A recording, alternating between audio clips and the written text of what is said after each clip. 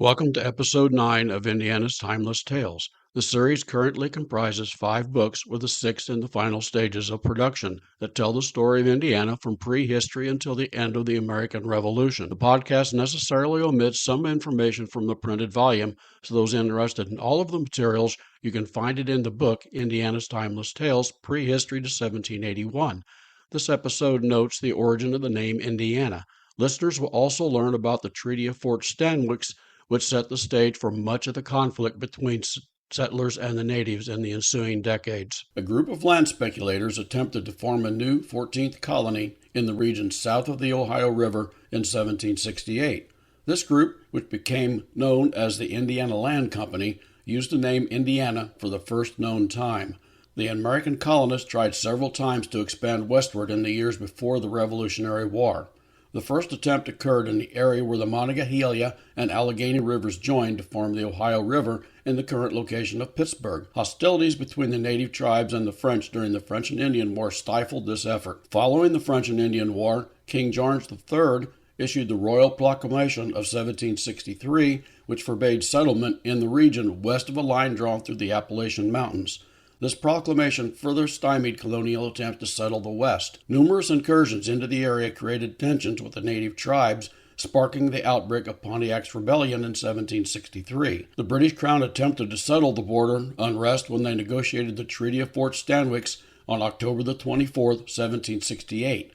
This treaty forced the Amerindian tribes to compensate the colonists for properties lost during the previous wars by forcing the tribes to cede a grant of land in the area that now encompasses eastern Kentucky and West Virginia.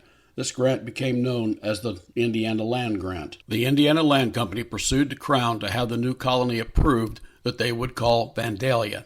Virginia and Pennsylvania claimed the lands in the region, and conflicts with the native tribes that lived in the region delayed colonization and approval. The outbreak of the Revolutionary War caused the effort to fail. No agreement would occur until after the Revolutionary War, when the Congress established the Northwest Territory on July 13, 1787. Another topic of interest is the signing of the Treaty of Fort Stanwix in 1768. The British and Iroquois nation each tried to solve several problems when they met at Fort Stanwix near Rome, New York, on November 5, 1768. The Royal Proclamation of 1763 had officially sealed off the region west of the Appalachian Mountains for settlement, creating dissension among the North American colonists. The recently concluded French and Indian War had created a huge debt for the British government. The British hoped to defray some of this debt by opening up more native lands, taking official possession of them, and then selling these lands to settlers. They also hoped to grant some of these lands to British officers as payment for their military service. The Iroquois had dominated the Great Lakes and Ohio River Valley region since the Beaver Wars during the late 17th century. Their dominance had driven many of the tribes that lived in this region completely from large areas. The Iroquois continued to maintain claims on this huge region for use as a hunting ground. However, Iroquois power had declined in the years since, and many other tribes had moved into the region to live. The Delaware, dispossessed from their homelands to the east, had settled in the region. The Shawnee and other tribes had also taken up residence in the region that would become the states of Ohio, Indiana, and Kentucky. The Iroquois hoped that by ceding the lands, the American colonists would stop encroaching on their native lands in New York and Pennsylvania. The treaty, signed on November 5, 1768, ceded millions of acres in current Kentucky, portions of Pennsylvania, and West Virginia to the British. The Shawnee and Delaware were present during the treaty negotiations, however, they were not included. Thus, the Iroquois ceded lands that they no longer controlled to the British and created problems for the tribes that moved into the region. This situation would lead to more wars between the settlers and natives in the future. The next episode notes the first explorations of frontier hero George Rogers Clark into the Ohio River Valley. Find out more about Indiana history by purchasing the book Indiana's Timeless Tales, Prehistory to 1781. The book includes the early history of Indiana from the time glaciers melted until the final days of the Revolutionary War. The book includes sketches of the native tribes that inhabited the state, as well as French outposts established during colonial times.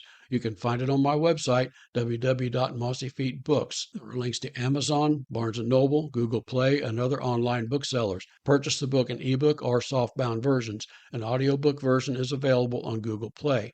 Residents of southeastern Indiana can find my books at the Walnut Street Variety Store on George Street in Batesville.